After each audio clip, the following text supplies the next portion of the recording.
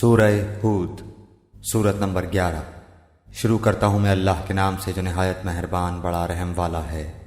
الف لام را، یہ ایک ایسی کتاب ہے کہ اس کی آیتیں محکم کی گئی ہیں، پھر صاف صاف بیان کی گئی ہیں ایک حکیم باخبر کی طرف سے، یہ کہ اللہ کے سوا کسی کی عبادت مت کرو، میں تم کو اللہ کی طرف سے ڈرانے والا اور بشارت دینے والا ہوں، اور یہ کہ تم لوگ اپنے گناہ اپنے رب سے معاف کراؤ، پھر اسی کی طرف متوجہ رہو، وہ تم کو وقت مقرر تک اچھا سامان زندگی دے گا اور ہر زیادہ عمل کرنے والے کو زیادہ ثواب دے گا۔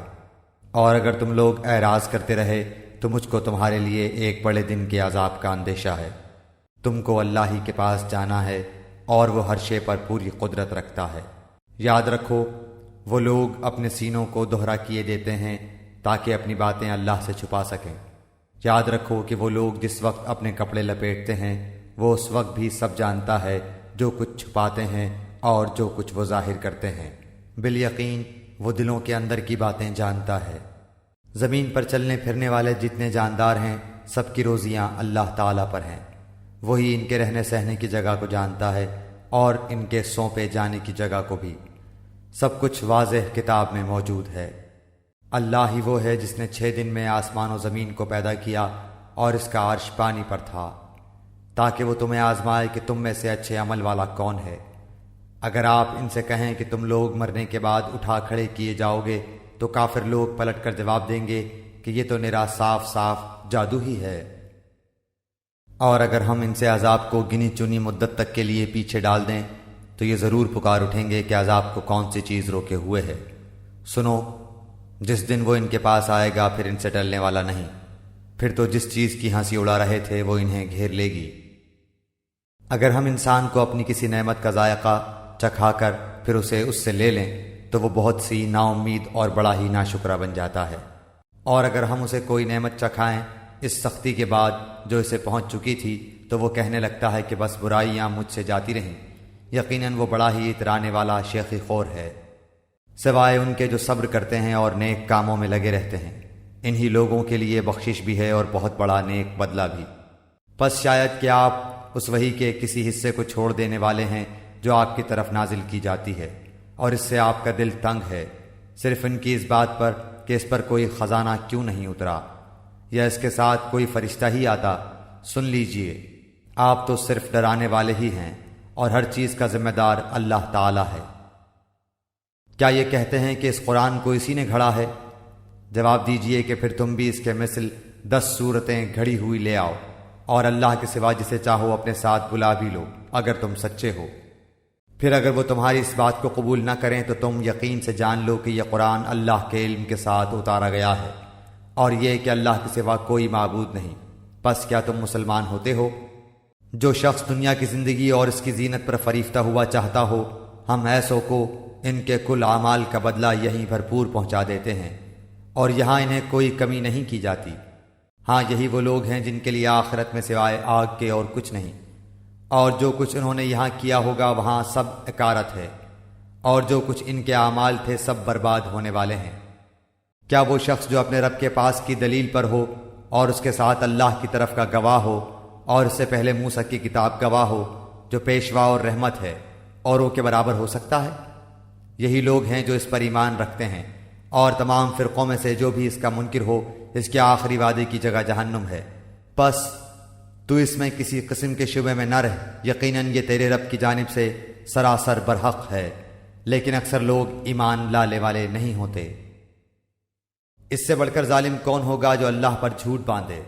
یہ لوگ اپنے پروردگار کے سامنے پیش کیے جائیں گے اور سارے گواہ کہیں گے کہ یہ وہ لوگ ہیں جنہوں نے اپنے پروردگار پر جھوٹ باندھا۔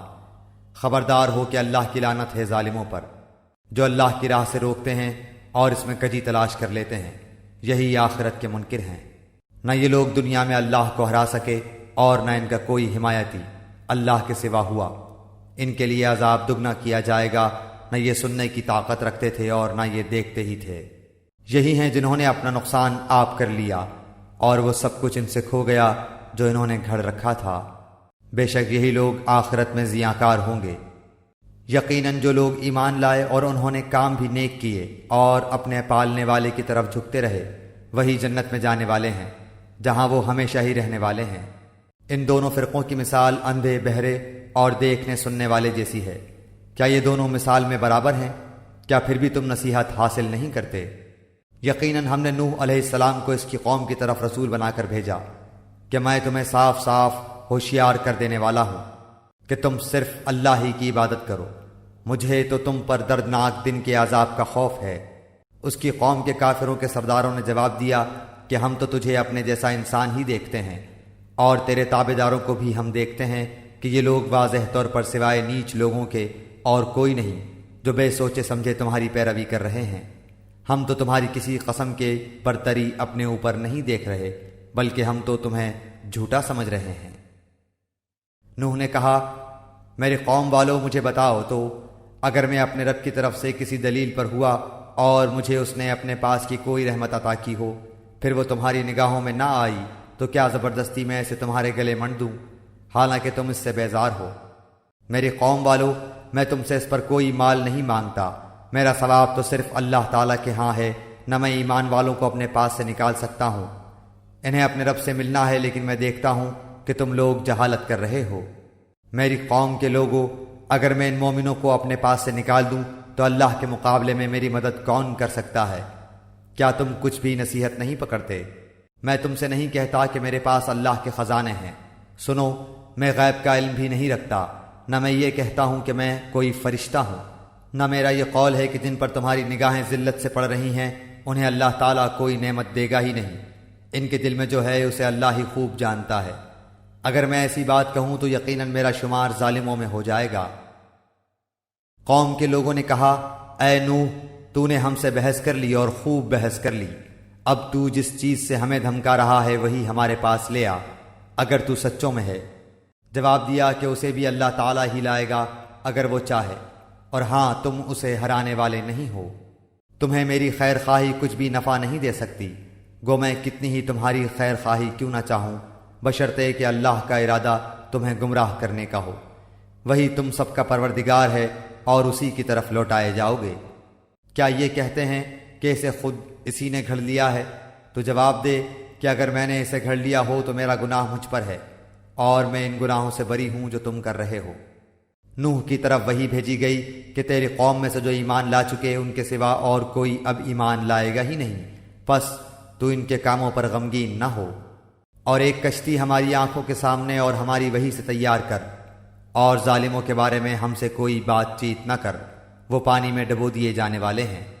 وہ نوح کشتی بنانے لگے، ان کی قوم کے جو سردار ان کے پاس سے گزرتے وہ ان کا مذاق اڑاتے۔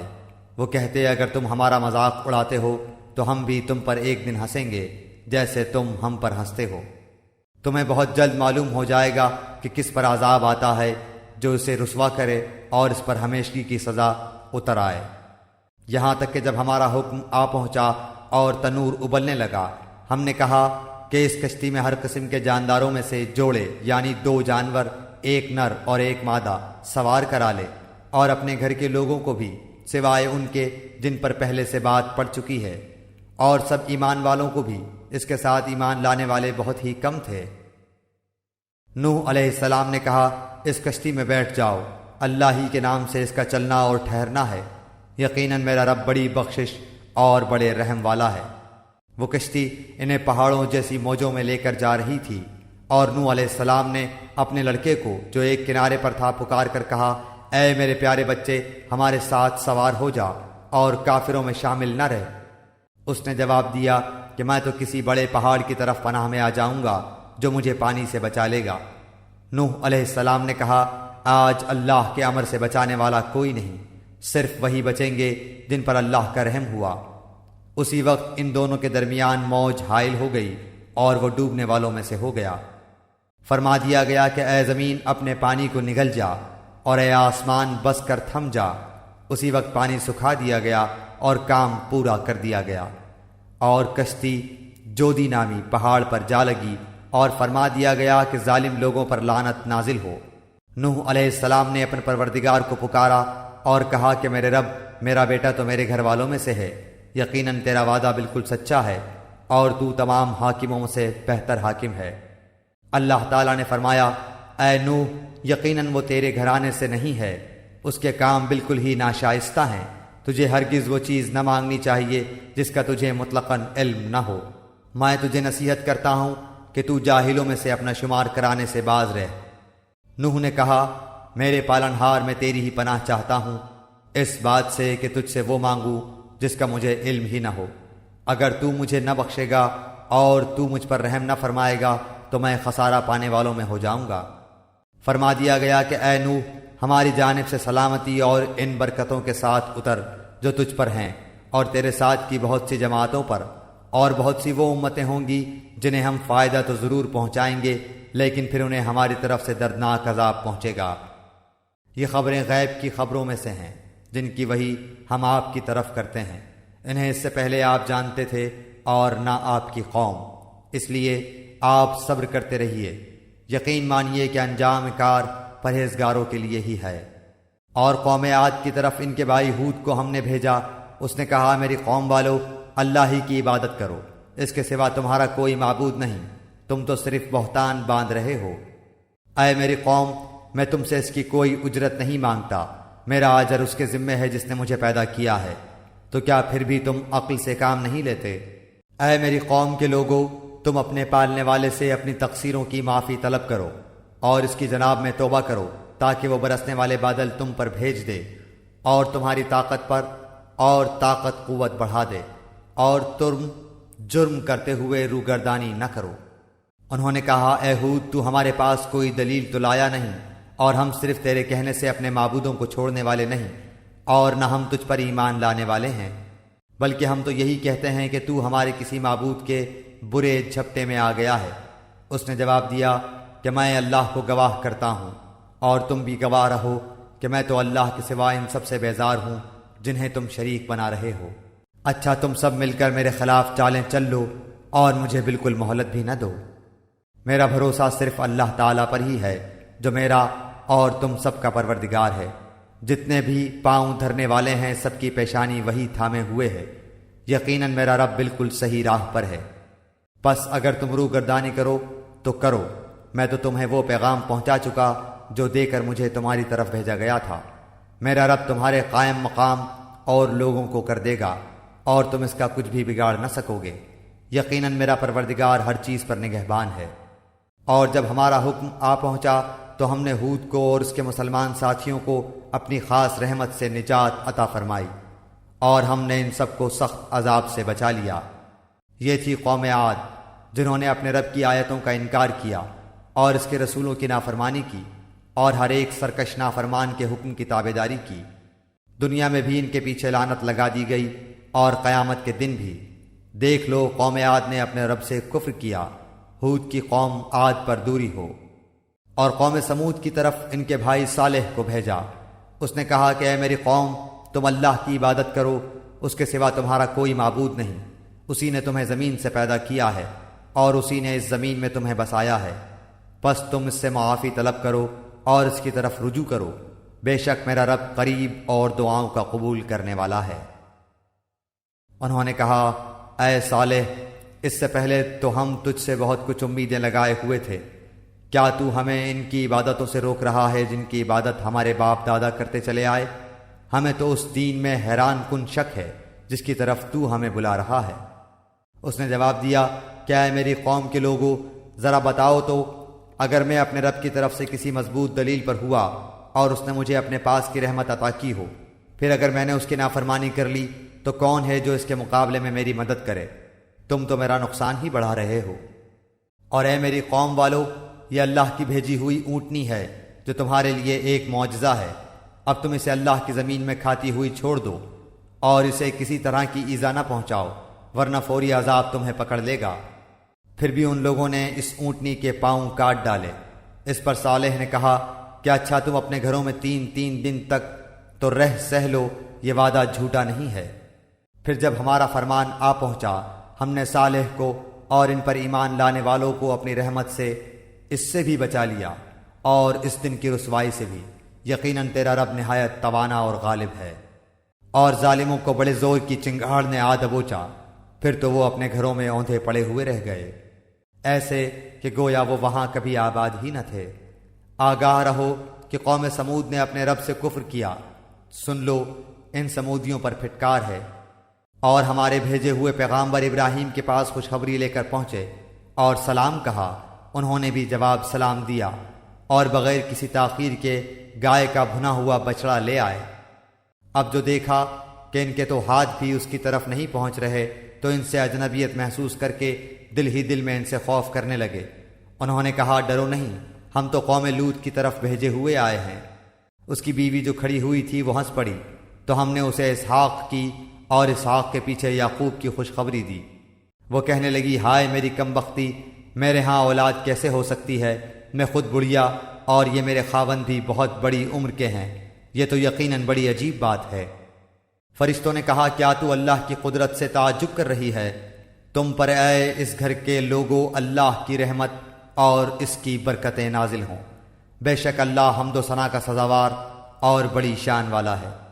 جب ابراہیم کا ڈر خوف جاتا رہا اور اسے بشارت بھی پہنچ چکی تو ہم سے قوم لوط کے بارے میں کہنے سننے لگے، یقیناً ابراہیم بہت تحمل والے، نرم دل اور اللہ کی جانب جھکنے والے تھے۔ اے ابراہیم، اس خیال کو چھوڑ دیجئے، آپ کے رب کا حکم آ پہنچا ہے اور ان پر نہ ٹالے جانے والا عذاب ضرور آنے والا ہے۔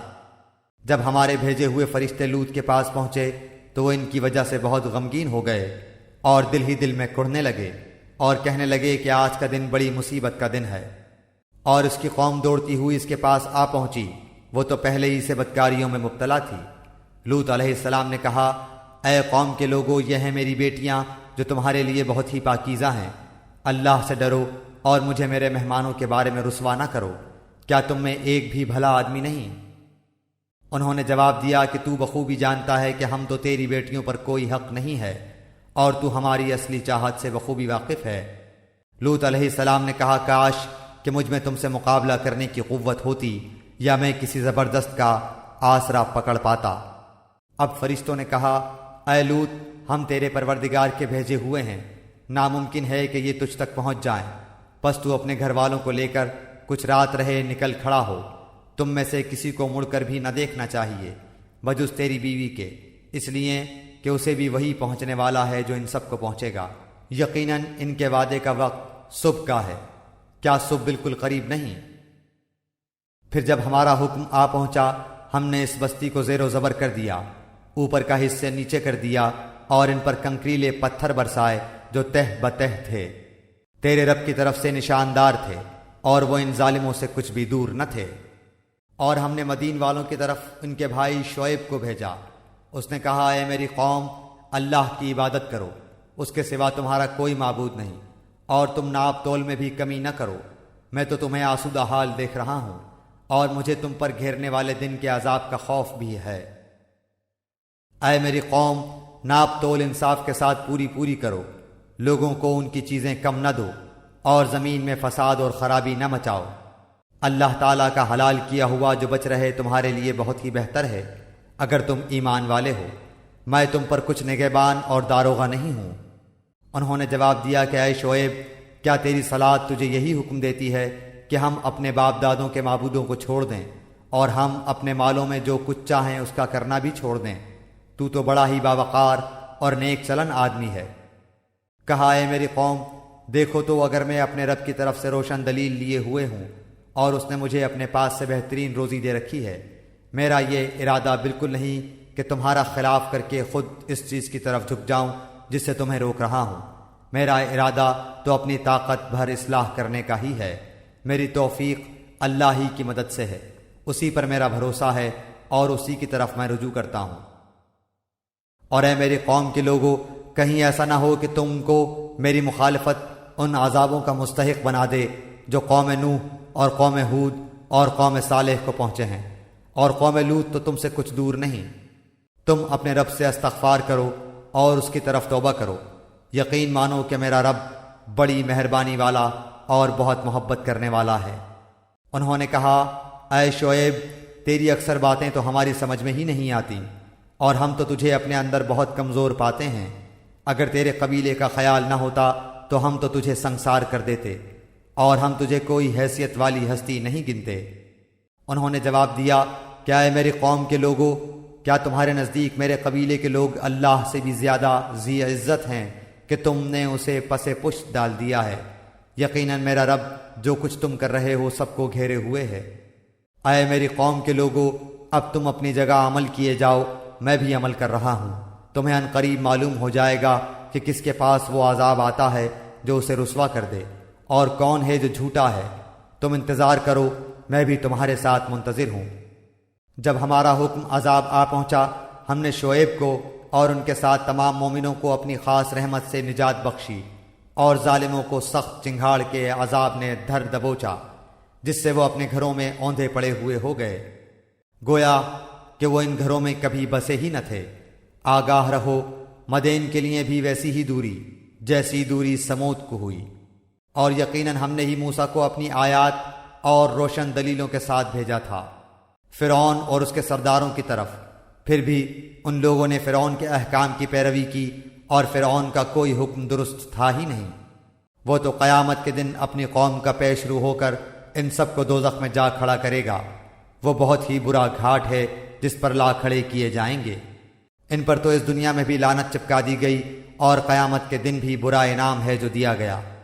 بستیوں کی یہ بعض خبریں جنہیں ہم تیرے سامنے بیان فرما رہے ہیں، ان میں سے بعض تو موجود ہیں اور بعض کی فصلیں کٹ گئی ہیں۔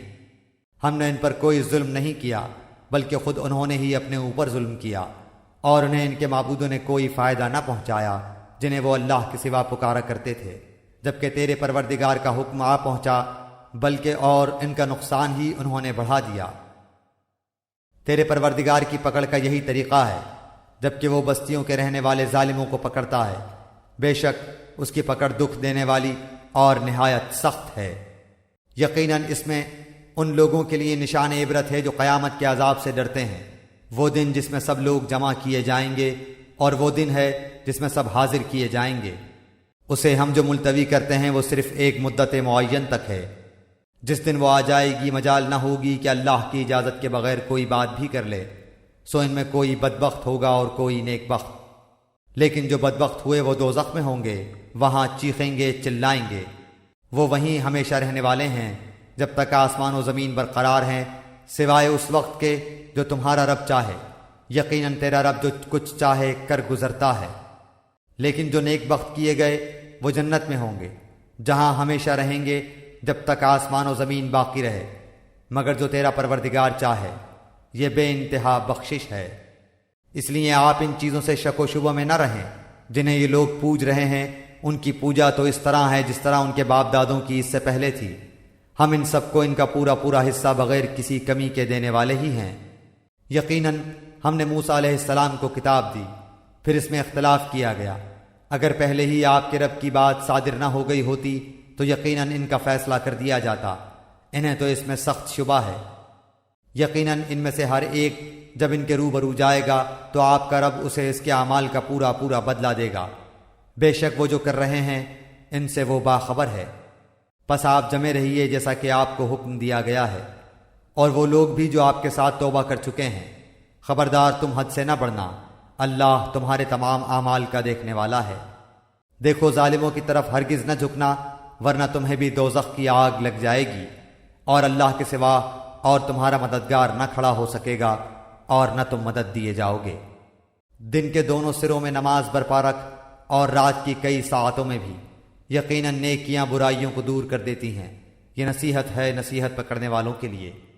آپ صبر کرتے رہیے، یقیناً اللہ تعالیٰ نیکی کرنے والوں کا اجر ضائع نہیں کرتا۔ پس کیوں نہ تم سے پہلے زمانے کے لوگوں میں سے ایسے اہل خیر لوگ ہوئے جو زمین میں فساد پھیلانے سے روکتے، سوائے ان چند کے جنہیں ہم نے ان میں سے نجات دی۔ ظالم لوگ تو اس چیز کے پیچھے پڑ گئے جس میں انہیں آسودگی دی گئی تھی، اور وہ گنہگار تھے۔ آپ کا رب ایسا نہیں کہ کسی بستی کو ظلم سے ہلاک کر دے اور وہاں کے لوگ نیکوکار ہوں۔